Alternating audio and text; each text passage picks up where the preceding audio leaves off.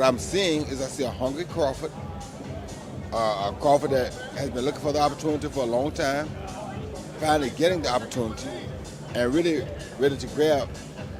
And it's exciting. You know, Terence is freakishly strong. He can punch. He's got good crack. He can fight from both ways. Orthodox southpaw. He can fight at mid-range, close range, outside, and he can fight going both ways. So it's exciting. It's exciting. I'm going with Terence Crawford.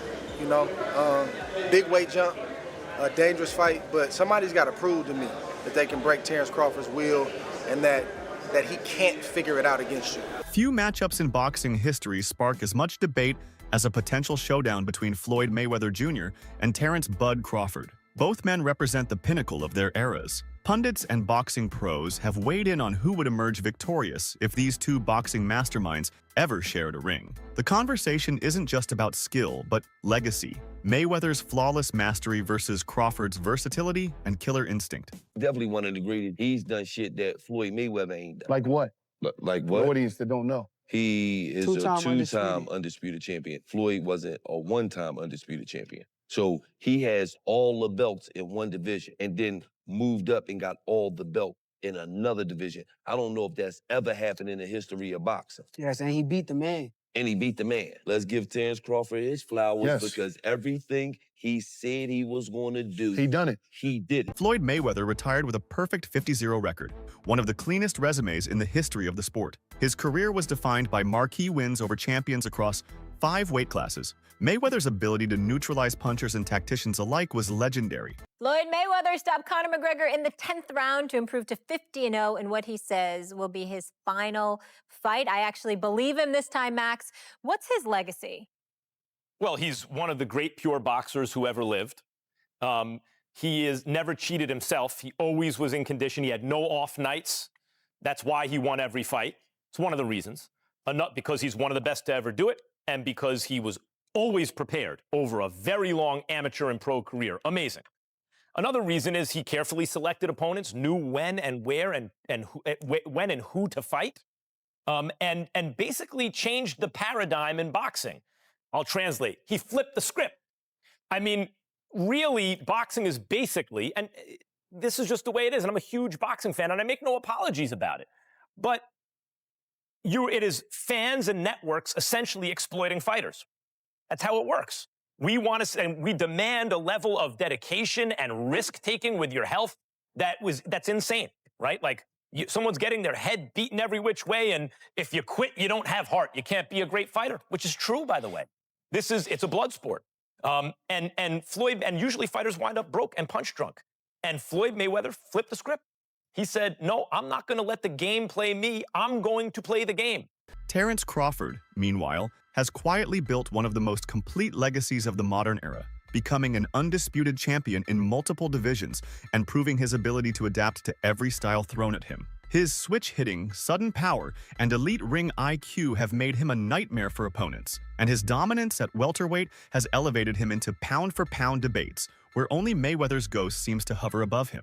Professional fighters and veterans have not shied away from weighing in. Everything is on Terence Crawford's side, all the legacy, meaning he only has the opportunity to win the belts. Saul only has an opportunity to defend them. Terence Crawford has an opportunity to be in a 5 division and the only person to win all 4 belts in 3 separate weight divisions. Why is Saul taking this fight? And I'm going to tell you why. Because there's some things in life more important than just the belts. And that 20-year career that Terence Crawford made, that all that he has is very valuable. Very, very valuable. He had 1 foot out the game. And if he can be the man to defeat him, because remember, if Saul beats him, Terence Crawford was the first man to get all 4 belts in 2 separate weight divisions. Yes, I beat that champion. Yes, I beat the multiple division champion, and he had the Oscar de la Hoya, who fought Mayweather himself, recently stated that he still sees Floyd as the superior fighter, arguing that Mayweather's record and technical mastery make him untouchable in head-to-head comparisons. De La Hoya's perspective reflects the respect many in the old guard have for Mayweather's resume and his ability to win at the highest level consistently. On the other side of the debate is Canelo Alvarez, who shared the ring with Mayweather in 2013, but has also faced Crawford recently. Canelo caused a stir when he said Crawford is way better than Floyd Mayweather, praising Bud's IQ, versatility, and the level of his recent victories. Coming from a fighter who has faced both men in different circumstances, his opinion carries particular weight. I have to disagree because Floyd Mayweather toyed with Canelo. Like, he literally toyed with him. He didn't get hit at all. Not one time. And Crawford, yeah, he's more of a fighter, boxer. Mayweather's more of a boxer. But I have to disagree. I think Mayweather is much more superior than Crawford. Not just because he beat me and it was a close fight, whatever, or that I stepped in the ring with Mayweather, but I really feel that technically Mayweather's a better fighter. You faced Mayweather, you were 23 years old, I believe. 23. And Just again, turned 23. yeah, you just turned 23. You didn't have a lot of seasoning. I know people say, oh, he had a lot of fights. Well, you didn't have an amateur career. You started boxing at 15 as a pro, right? Yeah. So you gave up the weight concession. You gave up the rehydration clause. And I always thought if you would have faced him, with some more seasoning, it would have gone differently. He deserved the position in that moment because, Floyd Mayweather is one of the best fighters in the boxing history, and he deserved the position in that moment. I try to make history, and I try to put myself in the very top in that moment. But for some reason, doesn't happen, right? And yeah, like you say, if I had that fight with Miguel Angel Cotto first and all these kind of fights, and then fight Mayweather, maybe go in the different way. But we never gonna know. We never gonna know. And I learned what from that fight, and like I say, things happen for a reason.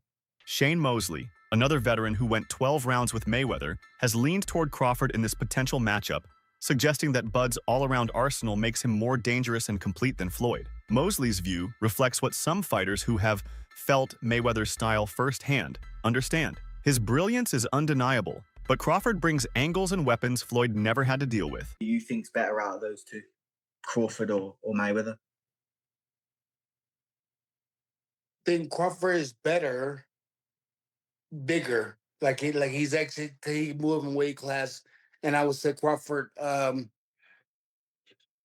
is a better fight all around fighter. Mayweather is really good too, though. You can knock him as well. He's very talented. It would have been a tough fight, but I think Crawford would have had the edge over Mayweather because of the long arms and because it's bigger. You know what I'm saying? And he would have kept him at bay. It would have been hard for Mayweather to counter, maybe. But Mayweather's definitely a technician. I mean, like Crawford said, Mayweather has his era, and Crawford, this is his era.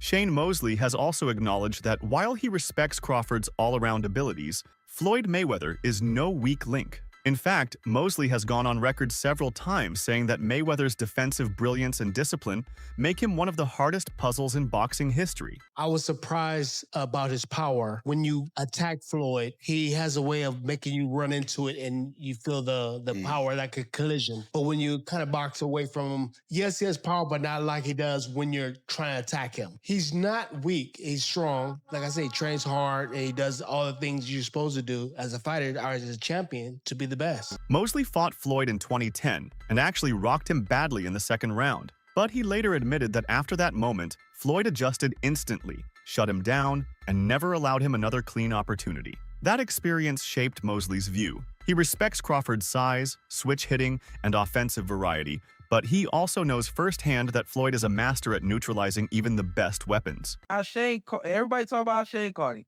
But what was the issue? Shane started hesitating. Why did Shane hesitate? Because he took the best shot and he stood there, held on tight, and on top of that, made Shane feel his strength. And came back out like nothing happened the previous round. Right. But still stone cold. Right. And then Shane ends up being the one hesitating, waiting, and the fight get away from him. I'm saying Shane hit me with a hell of a shot. Okay. Actually, 2 shots. Oh, okay. But even in that particular round, what I said to Shane was this. I was like, you did self-set something to him when you grabbed him. I said, you got to kill me. Oh, shit. I said, I wasn't ready, bro. I said, that was a good one. I said, that was a good one, but you got to kill me. He said, you got to kill him. And then I'm not going to lie.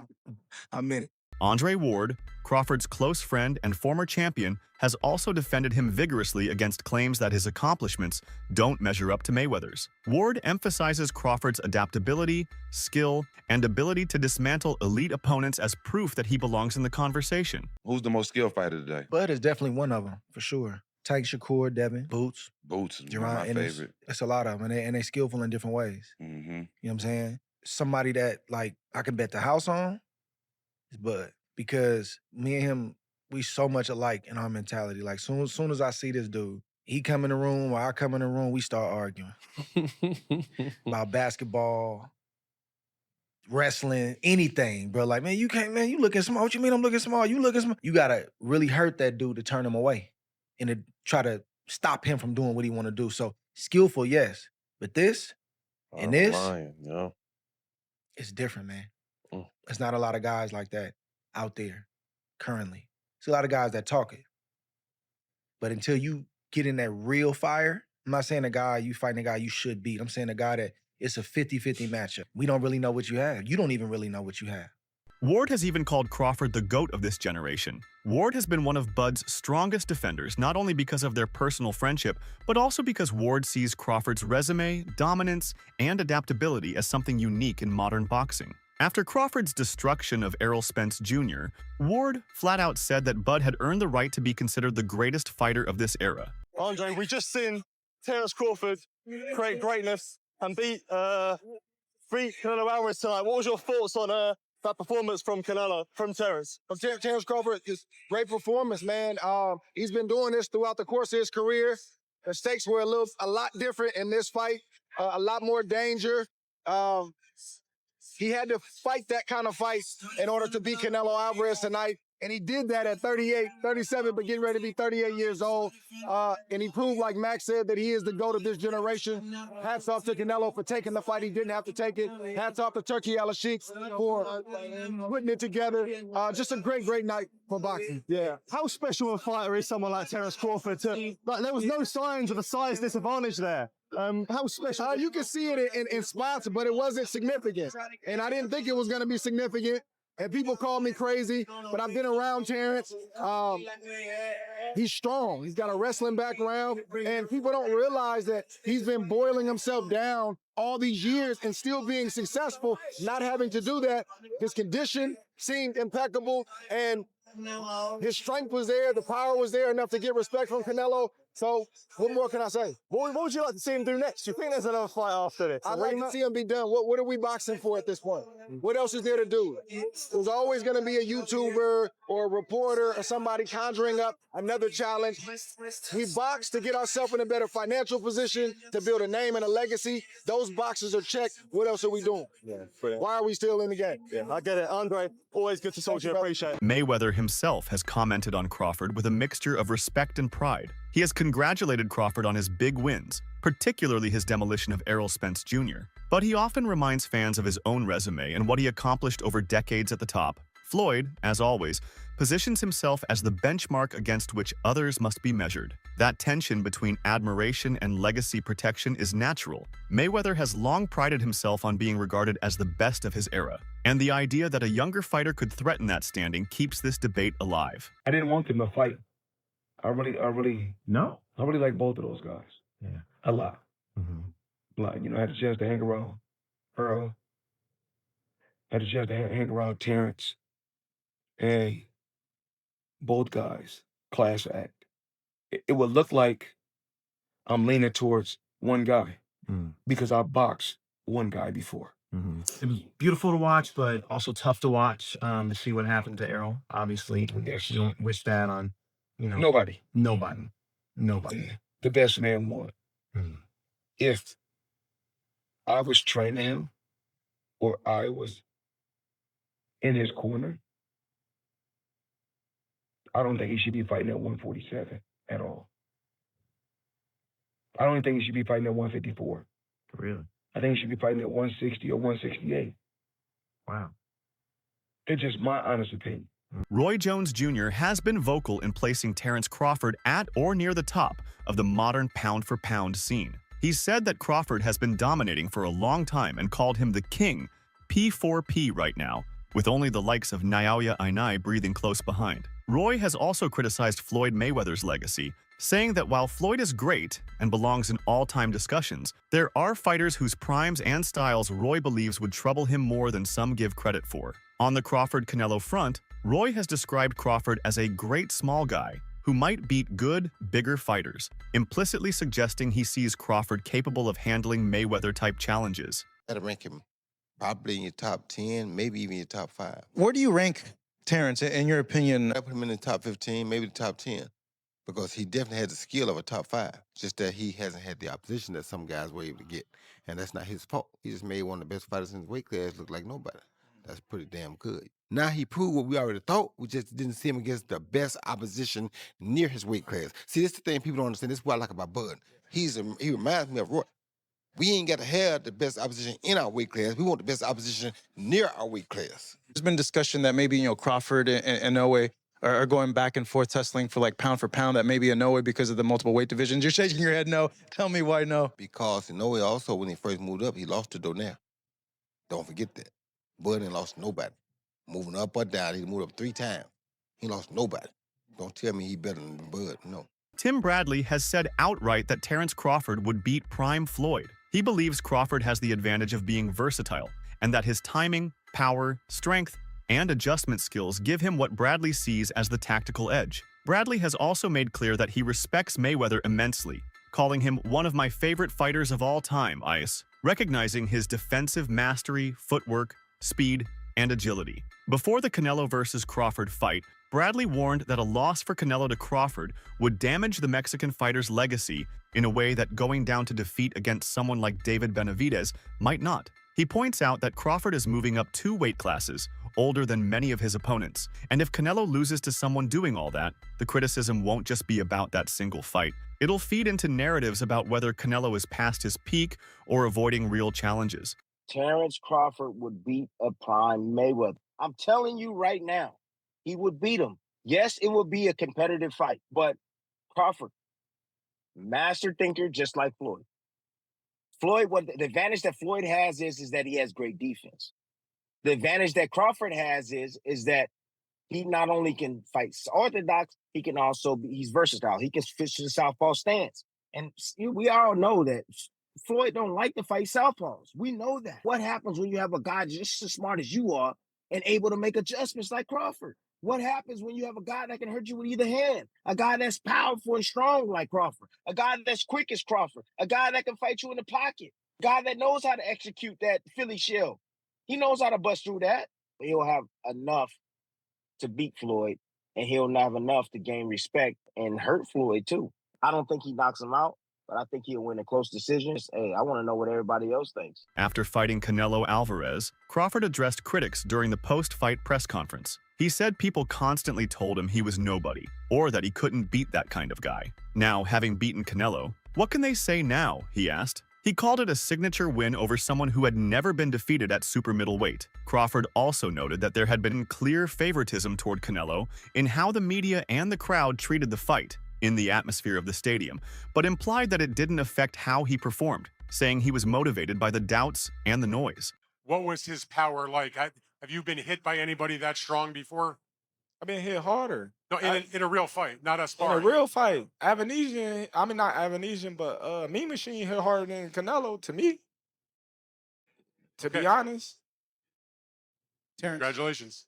In a recent interview, Mayweather Jr. dropped hints that a return to professional boxing might actually be on the table, especially in the wake of his upcoming exhibition match with Mike Tyson, set for spring 2026. Mayweather told TMZ that while nothing is guaranteed, there's been talks, it's possible. He emphasized that he's feeling good, staying sharp, and looking forward to giving fans something memorable. Whether he risks his unbeaten streak again remains uncertain, but for the first time in a long time, Floyd has publicly left the door cracked open. This was your life for so long with Floyd fighting this guy, fighting Manny, fighting Conor, and all those, you were just at the center of all these talks for so many years. It's exciting to be back there again. Any chance that you would take a professional bout in the future after Mike, or is that off the table? Let's own it. Let's own it. It's been talks. It's been talks. It's possible.